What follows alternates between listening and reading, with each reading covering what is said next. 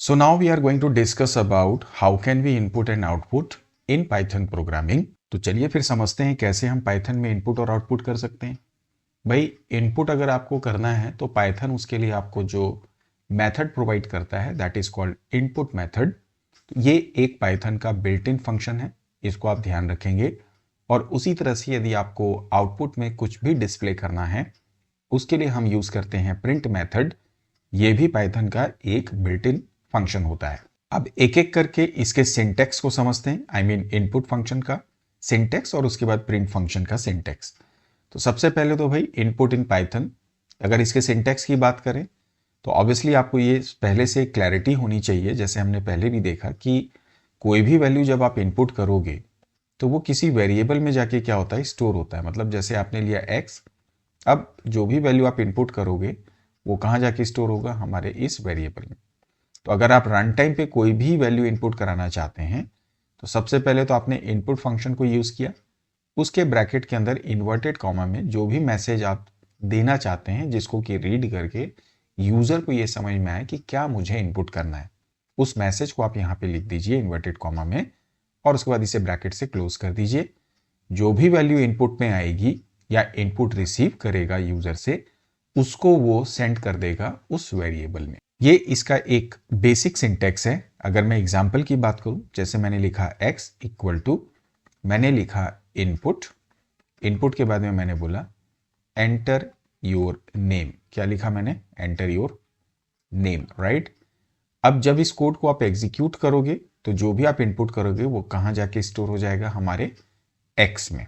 लेकिन इसमें एक समस्या है। वो समस्या क्या है कि जब आप इस तरह से इनपुट फंक्शन इस्तेमाल करते हैं तो जो भी बाय डिफॉल्ट वैल्यू आप कीबोर्ड से इनपुट करते हैं वो वैल्यू एक्चुअली क्या होती, मतलब कीबोर्ड से अगर आप कोई भी वैल्यू टाइप करें तो अगर आप उसके डिफॉल्ट नेचर को देखें तो वो डिफॉल्ट क्या होता है, हमेशा एक टेक्स्ट होता है। टेक्स्ट का मतलब क्या होता है, एक स्ट्रिंग होता है। तो अगर आप x में नंबर स्टोर करना चाहते हैं, क्यों नंबर स्टोर करना चाहते हैं, उसका रीजन ये है। मान लो अगर आप x लिखते हैं, आपने लिखा x equal to input, bracket में डाला नंबर 1, आपने डाला y में डाला इनपुट और आपने ब्रैकेट में डाला नंबर 2। अब क्या होगा, आप अगर x में डालते हो सपोज 10 और y में डाल दिया आपने 20, अगर आप x प्लस वाई करोगे तो मैंने क्या कहा आपसे कि ये दोनों बाई डिफॉल्ट क्या कर रहे हैं, कीबोर्ड से जो भी वैल्यू आप टाइप कर रहे हैं, आपने तो नंबर टाइप किया लेकिन उसका नेचर क्या है, स्ट्रिंग है। तो अगर आप x प्लस वाई करोगे तो ये जो 10 और 20 है ये क्या दिखाएगा आपको, 1020, क्योंकि ये दोनों क्या हो गए, टेक्स्ट हो गए। तो टेक्स्ट हो गया तो क्या होगा, ये कॉन्कैटिनेट हो जाएगा। कब कॉन्कैटिनेट होगा, जब इसको आप प्लस कर दोगे। इसलिए अगर आपको नंबर इनपुट करना है तो उसके लिए हम इंटीजर, यहां पर आप देख रहे हैं ये इंट लिखा है और फ्लोट लिखा है, ये जो दोनों फंक्शन है इसको हम लोग बोलते हैं टाइप कास्टिंग के function.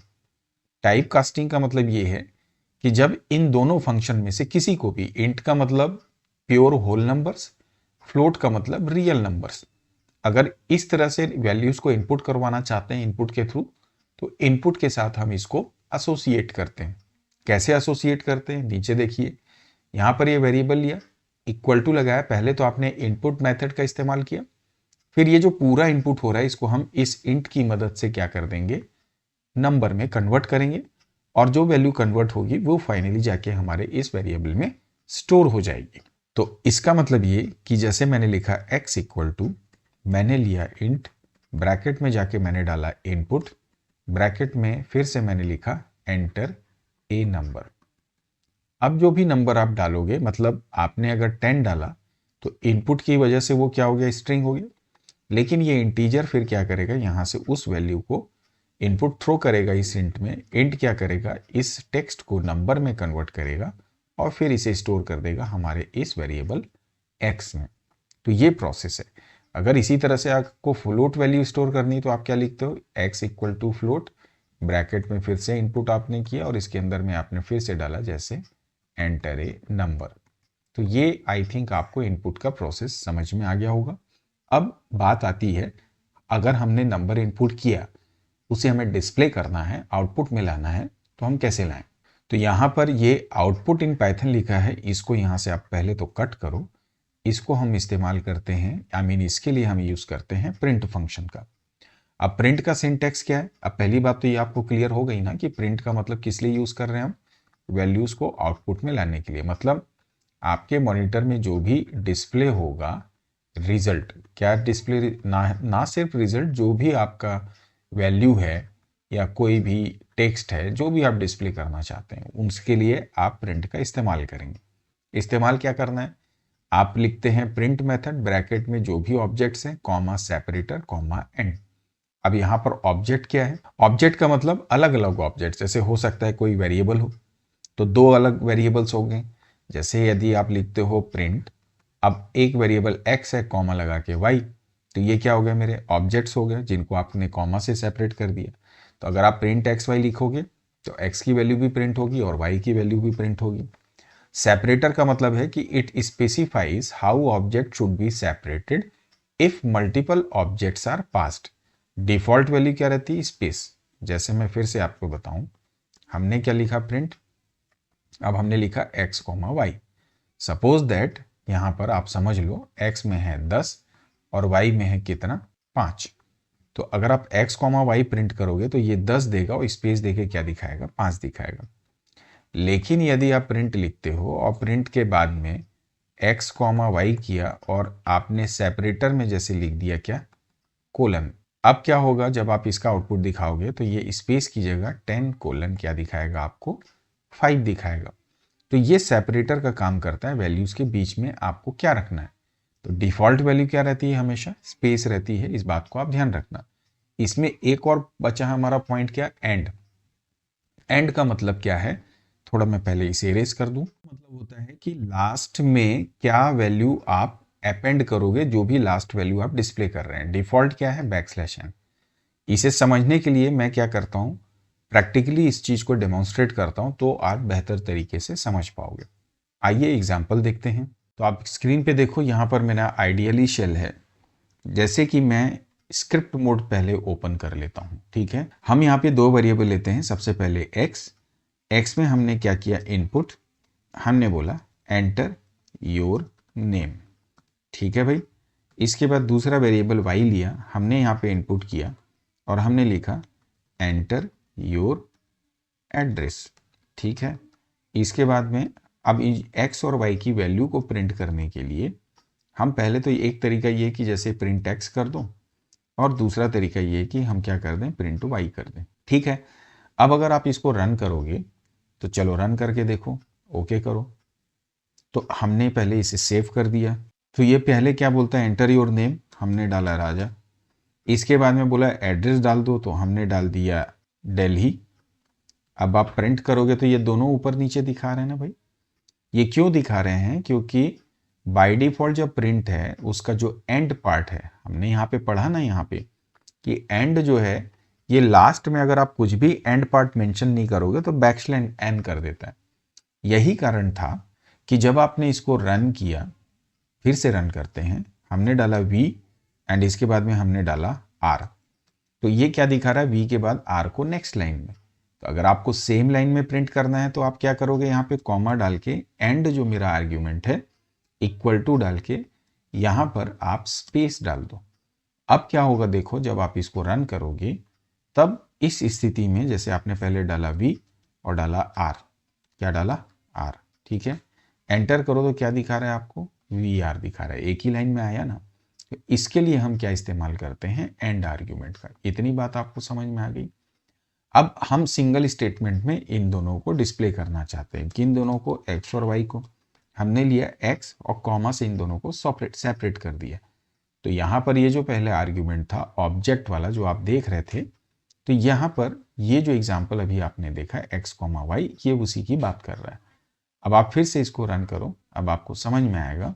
Enter your name v, फिर डाला आपने r।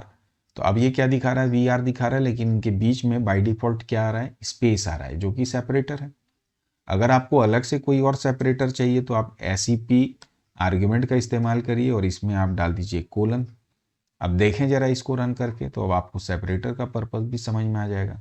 हमने डाला v स्पेस r, सॉरी यहाँ पे ये \/ आ दिया क्योंकि हमने टाइप कर दिया। मैं फिर से एक बार इसको रन करता हूँ ताकि हमको ये पूरी क्लैरिटी रहे। मैंने डाला वी स्पेस आर, अभी देखिए बीच में क्या आ गया बच्चों, यहाँ पे कोलन आ गया। तो अब आपको समझ में आ गई होगी पिक्चर कि जब आप आउटपुट करते हैं तो ऑब्जेक्ट क्या है, सेपरेटर क्या है और एंड क्या है। अब इतनी कहानी समझने के बाद में इनपुट और आउटपुट कैसे करना ये हम आपको बता चुके हैं। अब एग्जाम्पल देखते हैं। मान लीजिए हमको 2 नंबर ऐड करना है। क्या करना है, एडिशन ऑफ 2 नंबर्स, ठीक है।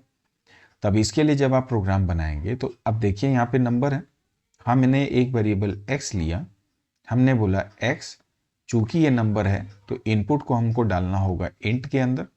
हमने यहाँ पे बोला एंटर फर्स्ट नंबर, क्या डालो आप, पहला फर्स्ट नंबर डाल दो। इसके बाद में इसी तरह से y ले लो, इसमें भी इंट करो और इसमें भी दूसरा इनपुट डाल दो और आप लिख दीजिए एंटर सेकंड नंबर। क्या डाल दिया हमने, एंटर सेकंड नंबर। अब दोनों को हमने क्या किया, ऐड किया, एक्सप्रेशन बनाया प्लस लगा के, और थर्ड जो वैल्यू आई उसे हमने आर में स्टोर किया। अब इस आर को हम क्या करेंगे, प्रिंट करेंगे। तो हमने लिखा प्रिंट। अब यहाँ पर हम एक वेरिएबल की वैल्यू को डिस्प्ले कर रहे हैं और साथ में एक टेक्स्ट मैसेज। तो हमारा ये पहला ऑब्जेक्ट हो गया टोटल इक्वल टू, फिर इन्वर्टेड कॉमा बंद किया, फिर कॉमा से इसे सेपरेट किया और आर को प्रिंट कर दिया।